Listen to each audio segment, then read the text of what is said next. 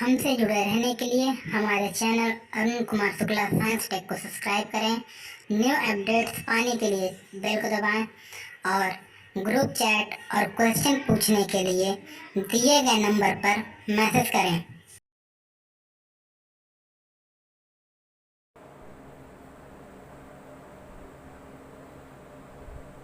प्यारे बच्चों, आज हम लोग पढ़ेंगे हमारे आसपास के पदार्थ मैटर इन आवर सराउंडिंग।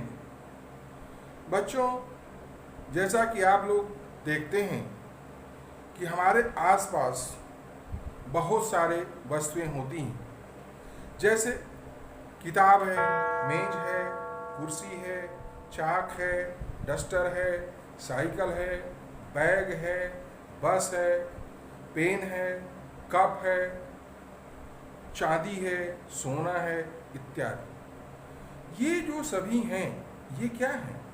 ये पदार्थ हैं। लेकिन कुछ पदार्थ ऐसे भी होते हैं जिन्हें हम लोग देख नहीं सकते, केवल अनुभव कर सकते हैं। जैसे वायु। वायु भी क्या है?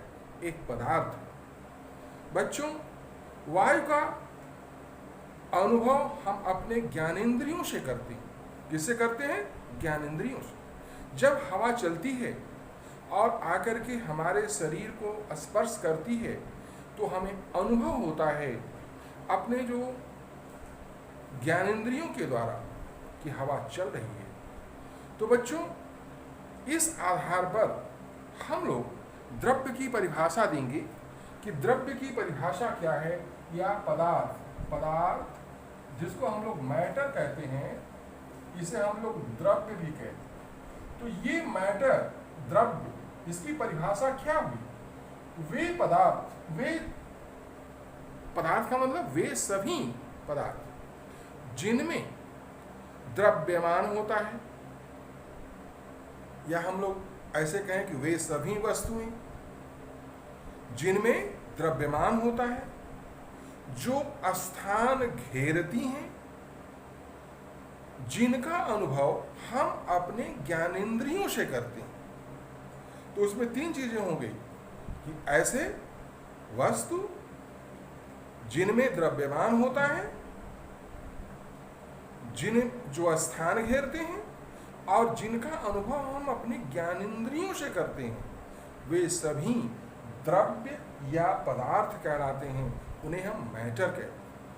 अब बच्चों, ये जो पदार्थ है इसका वर्गीकरण, ये जो पदार्थ है इसका जब वर्गीकरण हम लोग करते हैं, इसको दो तरह से करते हैं। एक करते हैं भौतिक अवस्था के आधार पर, भौतिक अवस्था के आधार पर, और दूसरा है रासायनिक गुणों के आधार पर। अब बच्चों, जो भौतिक अवस्था के आधार पर है वो सामान्यतया ठोस, जिसे हम लोग सॉलिड कहते हैं, द्रव, जिसे हम लोग लिक्विड कहते हैं, और गैस, जिसे हम लोग। इसके अलावा भी द्रव्य की और अवस्थाएं होती हैं, जैसे है प्लाज्मा है,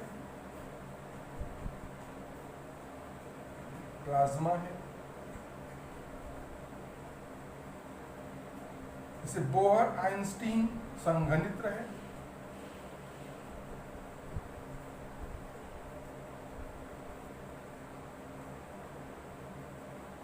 लेकिन बच्चों ये जो दो अवस्थाएं हैं ये सामान्य परिस्थिति में नहीं पाई जाती। ये सब असामान्य परिस्थिति में हायर टेम्परेचर पर पाई जाती हैं, ये आयनिक स्टेट में होती हैं।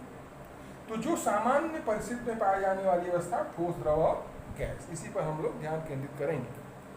रासायनिक गुणों के आधार पर जैसे है तत्व, जैसे पहला क्लासिफिकेशन में क्या हो गया? तत्व हो गया। दूसरा है जैसे यौगिक और फिर मिश्रण। तो इस आधार पर अगर हम लोग देखते हैं तो भौतिक आधार पर कितने प्रकार के हो गए? ठोस, द्रव और गैस। और रासायनिक गुणों के आधार पर कितने प्रकार के? तत्व, एलिमेंट इसको कहते हैं, यौगिक, कंपाउंड कहते हैं, और मिश्रण यानी मिक्सचर कहते हैं। अब बच्चों ये जो द्रव्य होते हैं, चाहे वो ठोस हो, चाहे वो द्रव हो और चाहे वो गैस हो, ये सब सूक्ष्म कणों से मिल करके बने होते हैं। कैसे बने होते हैं? सूक्ष्म कणों से। और ये कण बहुत ही सूक्ष्म होते हैं। ये परमाणु के रूप में हो सकते हैं, अणु के रूप में हो सकते हैं, जो इस द्रव्य की अवस्थाओं ठोस, द्रव और गैस का निर्माण करते हैं। अब हम लोग एक एक के बारे में पढ़ेंगे कि ठोस क्या है, द्रव क्या है और गैस क्या है।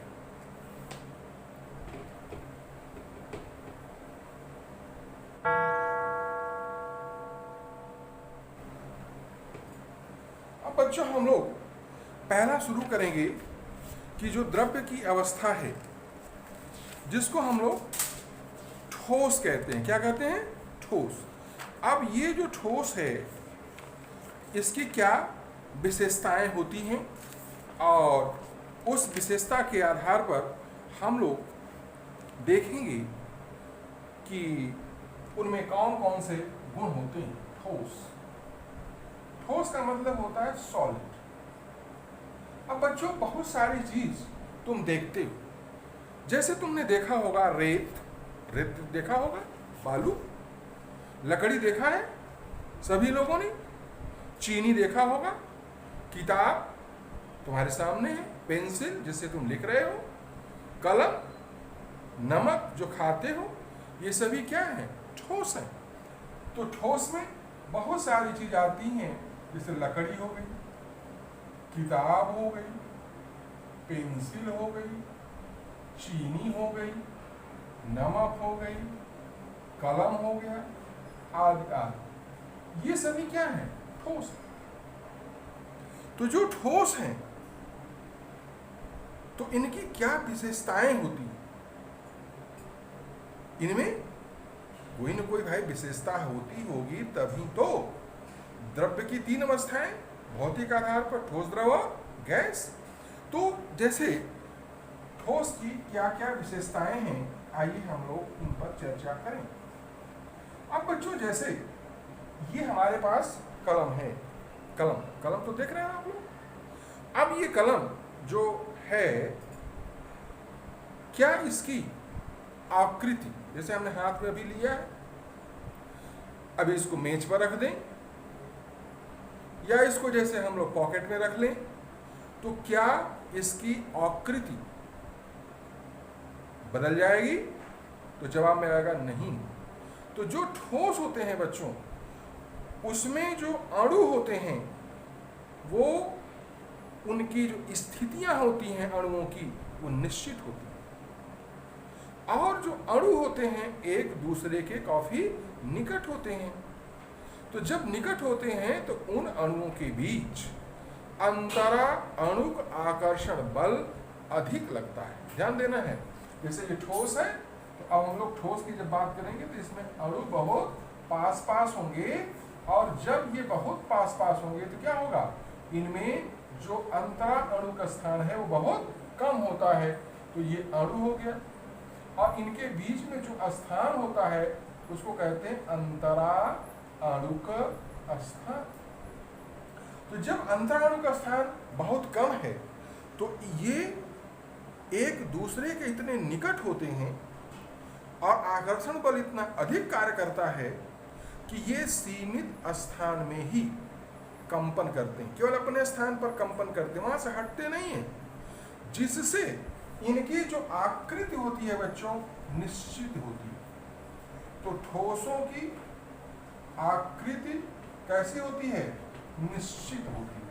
पहला बिंदु, पहली विशेषता क्या हो गई कि ठोसों की आकृति क्या होती है? निश्चित होती है। अब बच्चों जैसे कोई ठोस है, अगर उसकी आकृति निश्चित है तो उसकी लंबाई, चौड़ाई, ऊंचाई निश्चित होगी। यानी उसका आयतन भी निश्चित होगा। तो दूसरी चीज क्या हो गया कि उसका आयतन भी क्या होता है, निश्चित होता है। आयतन भी क्या होता है, निश्चित होता है। अब बच्चों जैसे ठोस में अणु बहुत पास पास है, अंतराणु का स्थान बहुत कम है, तो ये काफी सघन होते हैं। और जब काफी सघन होते हैं तो इनका घनत्व द्रव्य की अन्य अवस्थाओं की तुलना में उच्च होता है। तो तीसरा चीज क्या हो गया कि ठोसों का घनत्व उच्च होता है, यानी द्रव और गैस की तुलना में उच्च होता है। अब बच्चों एक चीज और ध्यान दो, जैसे हम लोग कोई ठोस लेते हैं, जैसे अब ये ठोस हमारे हाथ में है, इसको हम दबाएं, इसको हम दबाएं, तो क्या ये दबेगा? दब रहा है? नहीं। क्यों नहीं दब रहा है? क्योंकि बच्चों इसमें अणु पास पास है, अणुओं के बीच में स्थान है ही नहीं, तो ये अणु को दबाने पर ये दबेंगे नहीं। तो बच्चों जो दबने का गुण होता है, यानी हम उनको दाब लगा करके किसी वस्तु को दबाएं और वो दब जाए, तब उसको कहते हैं संपीड्य। क्या कहते हैं? संपीड्य। और इस गुण को क्या कहते हैं? संपीड्यता। क्या कहते हैं? संपीड्यता। यानी दबने का गुण संपीड्यता होता है। तो अगर ये दब नहीं रहा है, और दब क्यों नहीं रहा है कि इनके अणुओं के बीच स्थान बहुत कम है, तो इसका मतलब कि इनकी जो संपीड्यता होती है, दबने का गुण होता है, वो बहुत कम है। यानी ठोसों में संपीड्यता का गुण बहुत कम होता है। अब आइए हम लोग आगे लिखते हैं कि ठोसों में संपीड्यता का गुण कम होता है। नंबर 4 पॉइंट पर संपीड्यता का गुण ठोसों में बहुत कम होता है। यानी एक तरह से क्या कहें, वो असंपीड्य होता है। क्या होता है? असंपीड्य, नॉन कंप्रेसिबल। नॉन कंप्रेसिबल का मतलब उनको दबाया नहीं जा सकता। अब बच्चों हम लोग अगली बात करेंगे, क्योंकि ठोसों में अभी हमने बताया कि अणुओं के बीच स्थान कम है, तो जब स्थान कम है तो अंतरा अणुक आकर्षण बल अधिक होगा। तो जब अंतरा अणुक बल प्रबल होगा तो उनका प्रसार नहीं होता है बच्चों, यानी उनके आयतन में प्रसार बहुत कम होता है। तो 5वां बिंदु, ठोसों में प्रसार बहुत कम होता है। जैसे लोहे को गर्म करते हैं तो लोहा गर्म करने पर फैलता है तो प्रसार होता है, लेकिन जो प्रसार होता है बच्चों बहुत कम होता है। बात समझ में आया? अब जैसे कोई ठोस है और किसी बर्तन में रखा जाए, तो जब ठोस को बर्तन में रखा जाता है तो वो बच्चों जो स्थान घेरता है वो पूरा नहीं घेरता, यानी कि उनके बीच में स्थान, जैसे हम लोग कंकड़ ले लें, बालू के कण ले लें और उसको पात्र में भरें, तो क्या होगा? बालू से पात्र तो भर जाएगा, लेकिन वास्तव में पूरा का पूरा पात्र बालू से नहीं भरा, क्योंकि जो बालू के बीच में कणों के बीच में क्या होंगे? स्थान होते हैं। क्या होते हैं? स्थान होते हैं। तो वो स्थान रिक्त होते हैं। तो इस तरह से ठोस पात्र को पूरा नहीं घेरता, ठोस पात्र को पूरा नहीं घेरता। ये ध्यान देने योग्य बात है कि ठोस पात्र को पूरा नहीं घेरता। अब बच्चों अगला गुण हम लोग बात करेंगे, जैसे हवा बहती है, जल बहता है, लेकिन क्या लोहा की छड़ अगर हम रख दें तो क्या वो बह जाएगा? क्या हम चाक रख दें तो वो बह जाएगा? नहीं। तो इसका मतलब क्या हुआ कि ठोसों में बहने का गुण बहुत कम होता है या होता ही नहीं। तो ठोसों में बहने का गुण नहीं होता। ध्यान देना, ठोसों में बहने का गुण नहीं होता। बच्चों, ठोस को जब हम लोग तोड़ते हैं तो बल पूर्वक तोड़ते हैं। कैसे तोड़ते हैं? बल पूर्वक। अर्थात जो ठोस होते हैं वो दृढ़ होते हैं। क्या होते हैं? दृढ़। और इस गुण को क्या कहते हैं? दृढ़ता। क्या कहते हैं? दृढ़ता। तो 8वां बिंदु क्या हो गया? ठोस दृढ़ होते हैं। क्या होते हैं बच्चों? दृढ़ होते हैं। और इस गुण को क्या कहते हैं? इस गुण को दृढ़ता कहते हैं। क्या कहते हैं? दृढ़ता कहते हैं। ध्यान देना है। यानी ठोस कैसे होते हैं? दृढ़ होते हैं, रिजिड होते हैं। कैसे होते हैं? रिजिड होते हैं। और इस गुण को क्या बोलते हैं? रिजिडिटी। RIGIDITY, रिजिडिटी कहते हैं बच्चों। तो इस तरह से आपने क्या देखा कि हमारे आसपास के जो वस्तुएं हैं वे पदार्थ कहलाते हैं। पदार्थ की परिभाषा क्या होती है, पदार्थ का क्लासिफिकेशन कैसे होता है, तो हमने दो तरह से बताया, एक भौतिक आधार पर, दूसरा रासायनिक आधार पर। बच्चों, जो द्रव्य की अवस्थाएं भौतिक आधार पर, ठोस, द्रव और गैस, तो आज हम लोग ठोस की विशेषता पढ़ेंगे। ठोस क्या होता है? ठोस में अंतराणुक स्थान कम होते हैं, अंतराणुक आकर्षण बल उच्च होता है, ठोसों की आकृति निश्चित होती है, ठोसों का आयतन निश्चित होता है, ठोसों का घनत्व उच्च होता है, ठोसों में संपीड्यता का गुण नहीं पाया जाता, ठोसों में प्रसार नहीं होता है, ठोस बच्चों किसी पात्र को पूरा नहीं भरता है, ठोस में बहने का गुण नहीं होता। ठोसों में बहने का गुण नहीं होता। क्यों नहीं होता है? क्योंकि उनके अणुओं के बीच आकर्षण बल इतना प्रबल होता है कि उस प्रबल आकर्षण बल के कारण वो बहने का गुण नहीं रखते। ठोसों में बच्चों, अभी हमने बताया कि इन्हें बलपूर्वक तोड़ा जाता है। अगर इन्हें तोड़ने की आवश्यकता होती है तो उसमें हम लोग बल लगाना पड़ता है, अर्थात दृढ़ होते हैं। और ठोसों का यह गुण जो गुण है उसे क्या कहेंगे? दृढ़ता कहेंगे। ठीक है बच्चों। अब आगे हम लोग जब पढ़ेंगे तो द्रव की अवस्था, यानी कि द्रव्य की जो द्रव अवस्था है और जो गैस अवस्था है उसके बारे में पढ़ेंगे। ठीक है, धन्यवाद।